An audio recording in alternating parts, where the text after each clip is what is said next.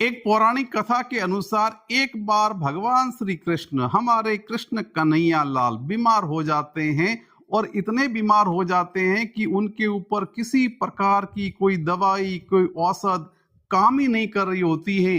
जब गोपियां उनसे उसका उपाय पूछती हैं तो भगवान श्री कृष्ण कहते हैं कि जिसने मेरे को मन, वचन और क्रम से पूरी तरह से मुझे स्नेह किया है, मुझे प्रेम किया है, वो अगर अपने पैर धोकर के उसका चरणामृत का पान मुझे करवाए तो मैं स्वस्थ हो सकता हूँ।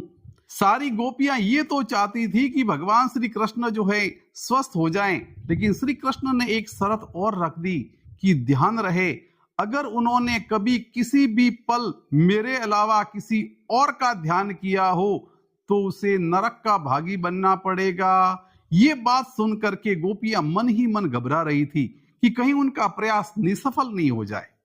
सारी गोपियां जो है इस काम को करने से घबरा रही थी। इतने के अंदर वहां पर राधा मैया आती है।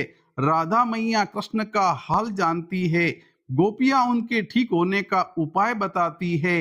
राधा मैया बिना सोचे समझे, हालांकि एक बार के लिए उनके मन में भी ख्याल तो आता है कि कहीं नरक ना भोगना पड़े, लेकिन वो अपने नरक को भोगने के लिए तैयार हो जाती है।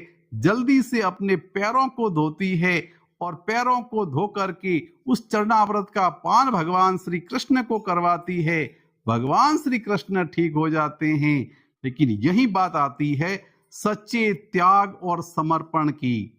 जिसने अपने आप को श्री कृष्ण के लिए सौंप दिया, जिसने अपना जीवन उसके लिए बलिदान कर दिया, यहाँ राधा जी ने अपने नरक जाने की परवाह किए बिना प्रभु के लिए अपना चरण पान करवाया।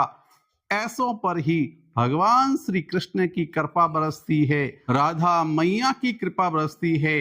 बोलिए कृष्ण कन्हैया लाल की जय। राधे राधे।